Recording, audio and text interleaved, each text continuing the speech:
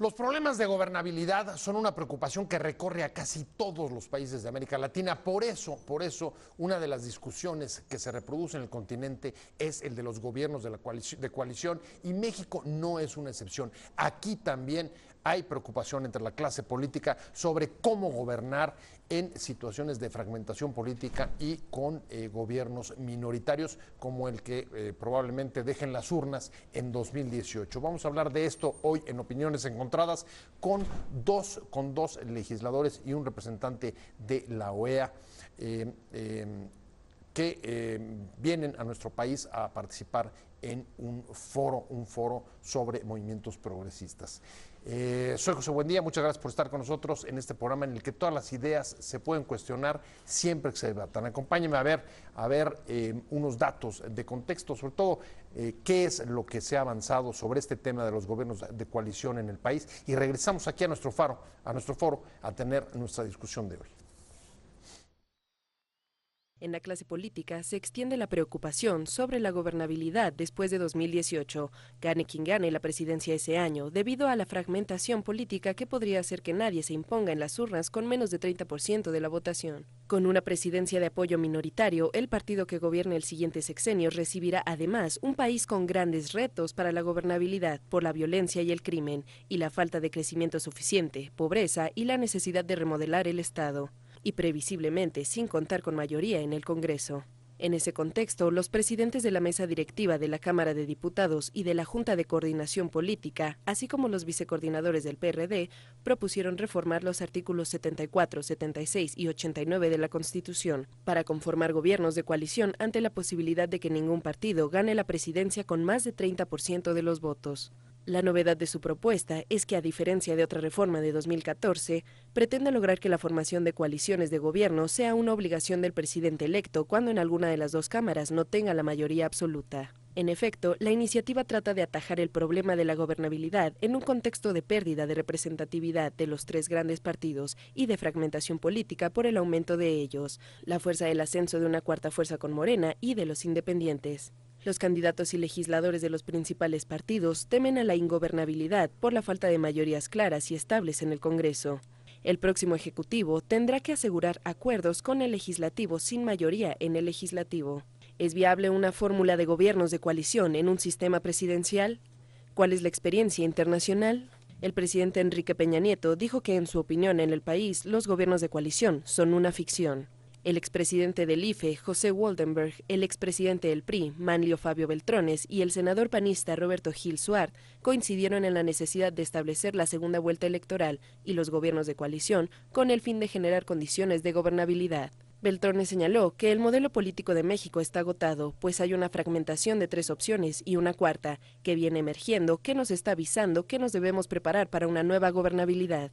El senador panista Roberto Gil Suart sostuvo que el modelo político está absolutamente agotado, ya no funciona, porque si hace algunos años el PRI, PAN y PRD representábamos el 90% de la representación, hoy en día no llegamos al 60%. Hemos perdido entonces esa representatividad de la que gozábamos. Sacamos con Opiniones Encontradas. Muchas gracias por estar con nosotros, y hoy le vamos a entrar a un tema que le preocupa especialmente a la clase política, y es el de la gobernabilidad, cómo mantener la estabilidad y hacer gobiernos eficaces y eficientes en medio de la crisis de representatividad, la pérdida de confianza en la clase política y la fragmentación política. Pero es un asunto que nos tendría que importar realmente a todos, porque de la capacidad que tengan los gobernantes para mantener la gobernabilidad es que se podrán generar también, evidentemente, respuesta a las demandas, a las problemáticas tan graves como las que vivimos hoy en este país, como la inseguridad o la pobreza, y etcétera.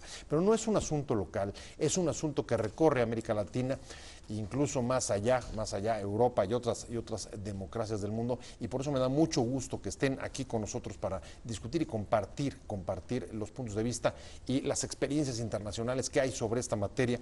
Francisco Conejo, que es diputado del Partido Socialista Obrero Español por Málaga. Buenas tardes. Un placer tenerte aquí, que hayas accedido a venir. Y por supuesto, muchísimas gracias a Marco Albuja Martínez, que es el representante de Ecuador ante la OEA. Muchas gracias por la invitación. Un gusto estar aquí con amigos. Gracias a los dos. Seguramente aquí integrantes de la clase política mexicana lo estarán viendo porque es un tema que preocupa. Parto de un escenario que no es descabellado y es en 2018 la elección presidencial. Es posible que ninguno de los grandes partidos llegue a imponerse en las urnas con más del 30%, algunos incluso hablan de 25, 26%, en un contexto que tampoco la fragmentación permitiría tener, digamos, una mayoría en el Congreso. Vengo justamente de un país que llevamos un año en España sin gobierno. Recientemente pudimos constituir el gobierno en España, pero hemos estado un año sin que las diferentes formaciones políticas fuéramos capaces de entendernos para garantizar la gobernabilidad. Y ahí, para decirle a nuestro auditorio, tienen un régimen no presidencial, sino una democracia parlamentaria. Exactamente. El presidente y presidenta emana del Parlamento, no de elección directa por parte de la ciudadanía. Hemos tenido que convocar hasta unas segundas elecciones, porque la primera fuimos incapaces de buscar una mayoría para garantizar la elección del presidente, ni siquiera una mayoría para elegir al presidente. Después de las segundas elecciones, pues la izquierda, en este caso el Partido Socialista, hemos optado por una abstención para permitir al partido que ganó las elecciones democráticamente, que fue la derecha, el Partido Popular, que pueda gobernar. O sea, no construir, sino simplemente no obstaculizar. Exactamente, permitir que haya gobierno, porque la situación de España era que no había ni siquiera la posibilidad de tener gobierno, porque las distintas opciones que había en el escenario, pues ni la izquierda ni la derecha tenían mayoría suficiente para alcanzar la gobernabilidad en la nación.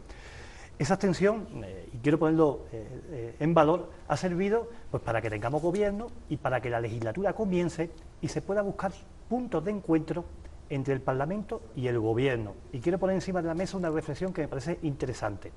Ante la fragmentación del voto, ante la situación de que ningún partido tenga mayoría absoluta para gobernar, es necesario abrir la vía del diálogo y del consenso y del acuerdo.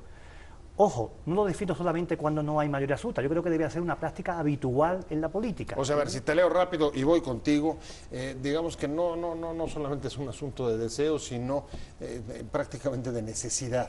Tener que construir hoy, ¿no? En el caso español, seguramente el caso mexicano, no sé el caso de Ecuador y otros que tú conoces que puedes ver de cerca desde tu posición en la OEA, la necesidad justo de avanzar hacia formas para compartir el poder. Bueno, desde 1830 hasta el año 2006, el promedio de duración de nuestros presidentes era de 21 meses. Ese es el promedio de duración histórica desde que nacemos como república. Tuvimos 20 constituciones. Menos de 2 años, sí, para claro. claro. Tuvimos 20 constituciones, que cada constitución duraba 9 años como máximo. Y la conflictividad llegó a tal extremo, año 2000, que perdimos la moneda, perdimos soberanía, teníamos una base militar norteamericana en nuestro territorio, el dólar es nuestra moneda, perdimos mucho de la esencia que éramos. Al año 2006 la ciudadanía dijo basta. Y hicimos un ejercicio que es el que probablemente está tratando de evitar que se haga España y que los partidos políticos mexicanos deberían tratar de evitar hacerlo si es que actúan con inteligencia emocional. Y es que decidimos que no confiaríamos en los partidos políticos. El Ecuador estaba únicamente precedido por Haití en desconfianza del sistema democrático. Los partidos políticos no tenían más del 5% de aceptación y lo que hicimos fue construir una nueva gobernabilidad, hablando entre distintos, entre todos, un espectro que fue desde la izquierda, en su momento incluso desde la extrema izquierda, hasta la derecha, nunca plegó la extrema derecha, pero sí hasta la derecha, y construimos un nuevo diálogo. Y en ese proceso llevamos ya 10 años, es decir, el presidente Rafael Correa es el presidente que más joven llegó al poder, el que más se ha mantenido. Él se retira el 24 de mayo del próximo año y ya no correrá más para la presidencia, tendremos un nuevo presidente, pero será el presidente que más ha durado, con la constitución que más ha durado, que fue hecha por A ver, me ciudadanos. parece muy importante tu concepto de nuevo diálogo porque coincide un poco con lo que estás diciendo. Y ahí me gustaría un poco tratar de abrir los distintos factores y cómo se pueden ordenar.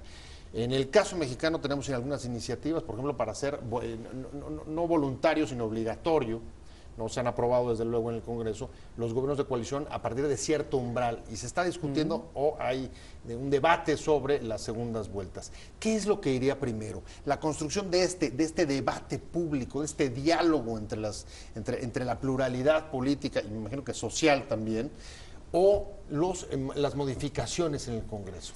Yo creo que más que los instrumentos que son útiles para desbloquear las situaciones, hace falta cambiar la cultura democrática. Yo me inclino que si cambiamos el instrumento porque somos incapaces de dialogar y de entendernos y de consensuar, es el fracaso de la política. La política está para confrontar ideas, pero finalmente está para construir y para mejorar la sociedad. Si nos quedamos solamente en la política como el instrumento de confrontación, ¿qué genera? Desafección por parte de la ciudadanía. Esto no me sirve para nada, no es útil, no me cambia la vida, no soluciona mis problemas. Fíjate que me lo está diciendo, a ver, ustedes vienen de una transición exitosa, la construcción de un cambio político modélico desde la dictadura franquista. Y somos incapaces de entendernos la derecha y la izquierda. Exacto, y cerca de 20 y pico de años de andadura democrática. Exactamente, y somos incapaces. Yo creo que lo que estamos reconociendo después de este año sin gobierno en España es justamente que el Parlamento puede ser un instrumento al servicio de ese consenso. El gobierno tiene que gobernar, pero el Parlamento tiene que ayudar a legislar y a trasladar la voluntad de la ciudadanía en el ámbito legislativo. Y ahí es donde, en este caso yo, a título particular, defiendo un Parlamento con un papel más importante en las decisiones de la gobernabilidad del país. ¿Lo coincidirías? ¿Coincidirías con él? El Parlamento, digamos, teniendo más atribuciones o más funciones de tipo ejecutivo, si te copio. De influir y de incidir en las grandes decisiones del país para evitar que los gobiernos en minoría pues sean los que marquen la agenda diaria. Que el Parlamento, que representa de verdad el voto de los ciudadanos, pueda marcar también la agenda, no solamente legislativa, sino también entrar en parte política y ejecutiva. Yo me temo que ese sería un segundo paso. Porque primero es ponerse de acuerdo en cómo vamos a gobernar y luego los instrumentos, y en eso el Parlamento, en coordinación con el Ejecutivo, muy bien puede ejercer ciertas funciones que le sean delegadas desde la ciudadanía. Pero nuevamente, el tema es, si no se hace algo, y si estamos hablando de España, estamos hablando de Ecuador y estamos hablando de México, bueno, les digo, en Ecuador lo que pasó fue que si los políticos no se pusieron de acuerdo, los políticos tradicionales, los partidos tradicionales no se pusieron de acuerdo, llegó un momento en que la ciudadanía, y especialmente la juventud, dijo, se acabó. Y cuando dijimos se acabó, se fueron todos y pusimos todos de nuevo. Es decir, nueva Corte Suprema de Justicia y un nuevo sistema judicial, nuevo Congreso, eliminamos el Congreso y inauguramos una Asamblea Nacional Constituyente y luego una Asamblea Nacional y un Ejecutivo distinto.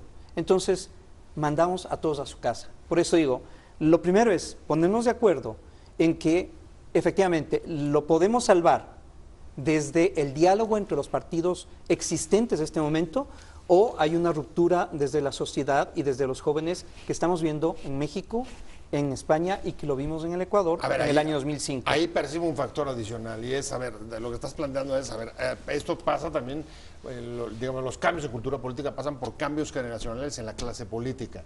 Yo leía por ahí, no me acuerdo exactamente en qué periódico, pero cuando las manifestaciones de los indignados en España dijeron, cuando los jóvenes salieron a la calle, los partidos políticos tradicionales envejecieron. Cierto. Eso es parte de lo que está sucediéndoles a ustedes, es decir, es otro factor. Nosotros fuimos fruto del 15M, el 15 de mayo del 2011, donde miles y miles y miles de ciudadanos, sin que ningún partido político estuviera detrás, ninguna organización social, ni siquiera ningún sindicato, dijeran, hasta aquí hemos llegado.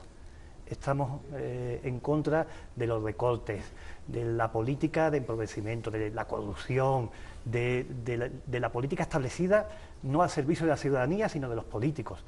Y a partir de ahí hubo un antes y un después en España.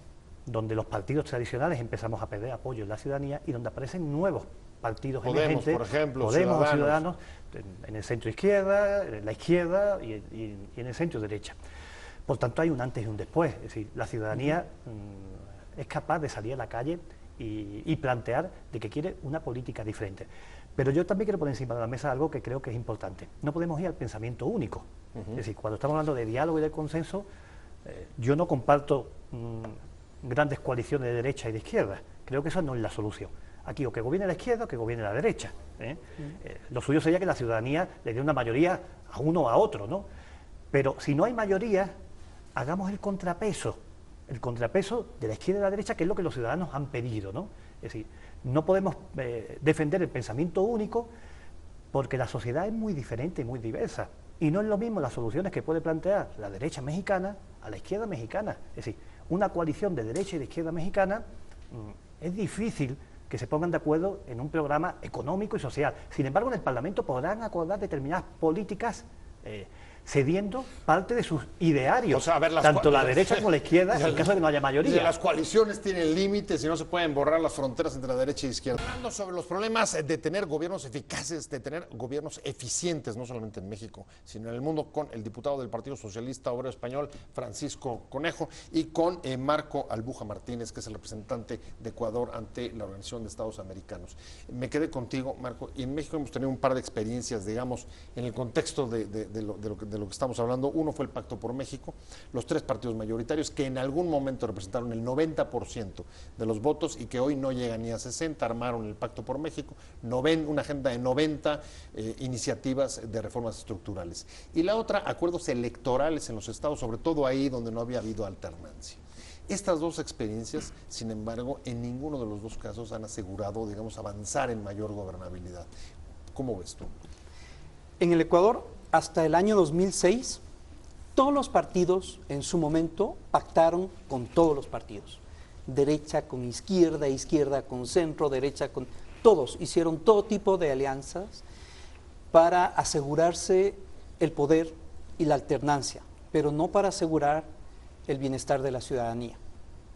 Cuando entramos en el 2007 con el gobierno de Rafael Correa, la gran coalición que se produce es una coalición de ciudadanía, en que los, digamos, cuadros eran jóvenes, chicos y chicas que estaban insurgiendo en la política, hartos de los pactos que ya se habían vivido.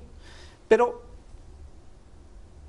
en algún momento que incluso gente de derecha estaba apoyando la gobernabilidad del presidente Correa, se apartó. Y nos quedamos en el centro y del centro hacia la izquierda. La extrema izquierda también se fue. Un poco es lo que refleja dos experiencias que son muy válidas, Chile y Uruguay, ¿no? Que conviven del centro a la izquierda, por fuera la extrema izquierda y la extrema derecha, y la derecha.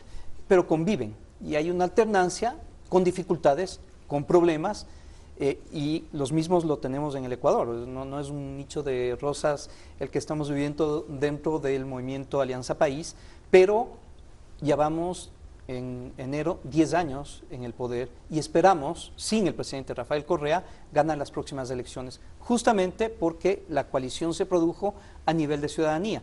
Hoy se han recompuesto los partidos políticos y tuvieron la oportunidad de hacer una nueva alianza, exactamente en los mismos términos que se está planteando en México.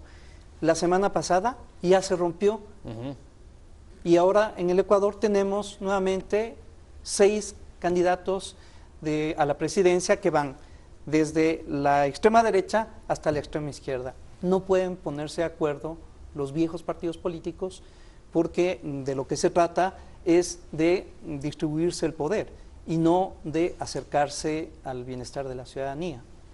En el caso nuestro, Francisco, además habría que añadir un elemento singular y es, digamos, la fuerte herencia y el sistema presidencial. El sistema presidencial que sigue siendo, digamos, el centro, una columna vertebral del sistema político mexicano. Y ahí, por ejemplo, el presidente Peña Nieto ha dicho sobre los gobiernos de coalición que le parece una ilusión, es decir, no cree en ellos, como no cree en la segunda vuelta. Yo tampoco creo en gobiernos de coalición de izquierda y derecha. Ojo, creo un gobierno de coalición con un mismo ideario. Gobierno de coalición izquierda-derecha, yo no contemplo ese escenario. O sea que si no son programáticos no jalan. Claro, porque eso no es sincero. Es decir, cuando tú pierdes tus propias ideas, tu identidad, has prostituido tus propios valores. Y fíjese el término que he utilizado, prostituir tus propios valores. Yo prefiero más que... Se oye fuerte. Sí, prefiero dejar que gobierne o la derecha o la izquierda, el que tenga la posibilidad de conformarse gobierno en función de la normativa, bien con la segunda vuelta o bien con la mayoría que se establezca en el Parlamento. Y que gobierne, y que bien la izquierda desde la oposición o la derecha desde la oposición, pues contribuya también a la gobernabilidad desde el Parlamento, desde el diálogo, el consenso, el acuerdo en el Parlamento. Pero un gobierno de izquierda y derecha, a mí eso me cuesta. Es decir, yo no estoy preparado para asumir esa gobernabilidad como tal. Puede ser un instrumento, es más, existen experiencias en el mundo, pero creo que no es lo más aconsejable. Yo creo que hay que pedir planteamientos serios ideológicos, porque yo creo que la ideología sigue estando más viva que nunca. Es más, en estos momentos de crisis, yo lo he defendido en el encuentro que estamos teniendo aquí en México, donde el dinero está por encima de las personas, donde los mercados mandan por encima de la política, hace falta más política que nunca, pero política mayúscula, la gran política que venía de Grecia, la política que de verdad construye y cambia la sociedad. Y eso es lo que están esperando los ciudadanos están hartos de promesas, de que todo el mundo diga que no va a subir los impuestos y después hacer lo contrario. Hay que explicar a la gente que las cosas tienen un coste, que mantener un estado de bienestar hace falta impuestos, que para igualar a la ciudadanía tenemos que tomar medidas legislativas en el ámbito fiscal, en el ámbito progresivo, pero para eso hace falta política no populista. Y en estos momentos de crisis económica, mi preocupación es que están apareciendo muchos populismos, de derecha y de izquierda. Y aquí lo hemos visto recientemente, en el ámbito de la derecha, en Estados Unidos. Trump, nadie pensaba que un señor como Trump podía tener expectativas de ganar unas elecciones. Ahí está de presidente, con populismo, defendiendo un nacionalismo, una autarquía de Estados Unidos frente al mundo, planteando que las fronteras se tienen hasta que ampliar, ¿no? Algo impensable en el siglo XXI en el mundo de la globalización. Pero también están apareciendo populismos de izquierda, que creo que en México también hay algunos, populismos de izquierda que prometen el oro y el moro cuando eso es imposible, ese planteamiento. Hace falta una política seria, responsable, en la derecha y en la izquierda. Pues hablando de los problemas de la gobernabilidad en el mundo, en las distintas democracias, y voy directamente con Marco Albuja, representante de Ecuador ante la OEA, porque lo corté hace rato y no quiero que esto parezca una conspiración, ahora que parece que se está acabando ese estilo político en América Latina. Y siguiendo lo que decía Francisco Conejo, ¿tú ves viable en el sistema político mexicano, en el presidencialismo mexicano, poder avanzar, digamos, en gobiernos de coalición que a lo mejor se necesitarán por la crisis de representatividad, igual que ustedes, como decía, sufrieron en Ecuador? ¿Es viable que nosotros podamos transitar por ahí con el mismo presidencialismo? Es muy complicado dar una opinión en ese sentido sin transitar por la política mexicana y solo estudiándola, pero yo diría que sí es posible siempre y cuando la juventud esté presente.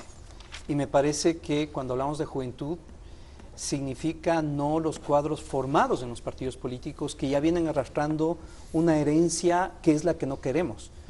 Estoy hablando de la juventud exacto, estoy hablando de la juventud que está afuera, la que está protestando, la que está inconforme y con la que hay que dialogar y con la que se resisten a dialogar.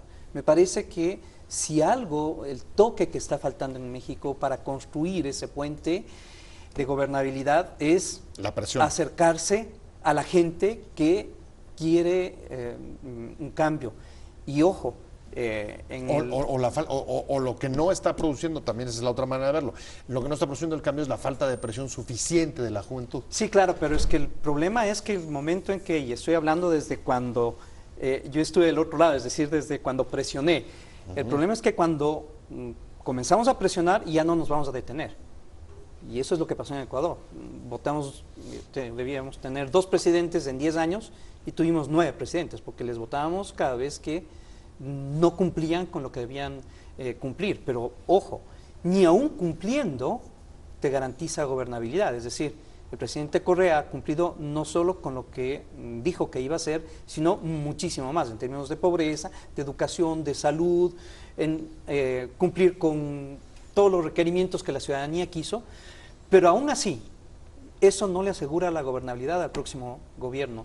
El diálogo es lo más importante y la construcción de ciudadanía nos está faltando, y aquí en México está faltando, me parece a mí, la construcción de ciudadanía, y eso solamente lo van a hacer los partidos políticos acercándose a quienes no quieren acercarse a este momento, los que están en la calle, los que están en el Ángel gritando, los que están gritando por Ayotzinapan, los que están gritando por ellos. Hay que acercarse a ellos. ¿Coincidirías digamos, el factor central, la irrupción de los jóvenes del cambio generacional fue, por ejemplo, lo que acabó un poco con esta, pues digamos, gobierno más o menos cómodo que traían PP, PSOE con las minorías nacionalistas? Eso fue lo que allá también. El bipartidismo fue reventó. efecto por la juventud y por la crisis económica. Aquí no hay que olvidar que la situación que se está viendo en España, yo creo que se está viviendo en el mundo entero, es que la crisis económica del año 2007, la Gran Depresión, pues ha cambiado el ámbito del mundo. Y la gente está harta de que se le diga que las cosas no se pueden cambiar y que la pobreza que tenemos es la que hay y que en esta crisis, donde supuestamente hay menos dinero y había menos crédito para el ámbito privado, resulta que los que más tienen al día de hoy han ganado más.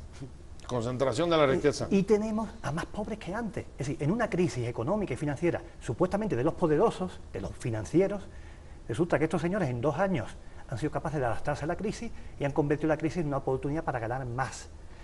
El 1% de todo el mundo es el que tiene el capital y el 99% tiene la pobreza. Es decir, en ese contraste de porcentaje, la ciudadanía se revela. Ahora, ¿qué hace falta? Que la política, y lo decía antes y vuelvo a insistir, la política tiene que estar por encima del dinero, y al día de hoy no pasa. Y eso está pasando en México, está pasando en España, está pasando en Europa, en Estados Unidos. Y creo que tenemos que pensar en que el gobernante que pongamos en México no solamente tiene que defender el interés general de México, hace falta gobernantes que piensen en el mundo. Porque ahora mismo los problemas de México no se resuelven en México, se están resolviendo en los mercados globales. Hace falta, por tanto, una democracia global y que apostemos por dirigentes que tengan altura de miras. De lo que han puesto sobre la mesa y tratando un poco de resumir, pero a ver, las crisis de gobernabilidad que estamos enfrentando son, y voy a hacer la recta final del programa, un poco las causantes o las que explican el surgimiento de los populismos. Bueno, populismos ha habido siempre, digamos. Ese es un círculo que va a ser muy difícil. Mientras hayan vendedores de ilusiones, habrá quien las compre. Sí, pero hay épocas en las que se compran y hay épocas hay más caldo de cultivo. En que no se compran. Sí, hay más caldo de cultivo ahora. Sí. Lo principal está en que los partidos políticos o quien tenga el liderazgo, si no lo puede tener los partidos políticos, hablando del caso específico de México, o quien tenga el liderazgo, convierta a las grandes mayorías no en simples seres que sean parte del mercado, en consumidores, sino en ciudadanos. Y esa es la gran diferencia. Es decir, poder decirles, oigan, usted no pretenda ser parte del 1% que explota al 99%. Aquí lo que tenemos es que construir el 100% para que el 100% gane. Y ese diálogo, insisto, ese diálogo es el que está faltando. Y tiene la obligación de hacer los partidos políticos, porque si no lo hacen, van a venir líderes que lo van a hacer y los partidos políticos quedarán hasta ahí. Me voy contigo, estoy cerrando, me queda un minutito. Diálogo entonces. Consenso, acuerdo, diálogo, fundamental. Y pero no solamente, digamos, entre la clase política. No. Es decir, gobiernos activos, abiertos. La ciudadanía tiene que decidir, no cada 4 años, cada 3 años, cada 5 años. No solo voto. Diariamente. Y un gobierno sin ciudadanía no es gobierno. Estará 3 años, 4 años, no llegará lejos. Insisto, necesitamos un gobierno global. mientras que no tengamos un gobierno global en este mundo, seguiremos en manos del poder económico y del dinero. El dinero mandará y seguiremos teniendo pobreza y desigualdad en este mundo. Pues a mí se me fue el tiempo, pero de verdad les agradezco mucho que hayan venido aquí hoy al programa. Mucha suerte en el foro en el que están participando aquí en México de movimientos progresistas. Muchas gracias, Marco Albuja Martínez, representante de la OEA, representante de Ecuador, perdón, en la OEA. Y muchísimas gracias, Francisco Conejo, diputado del PSOE. Gracias a ambos por haber estado con nosotros, mucha suerte. Y sobre todo gracias a usted por haber estado con nosotros en Opiniones Encontradas. Nos vemos mañana. Te invitamos a seguir cuestionando la información con los siguientes videos.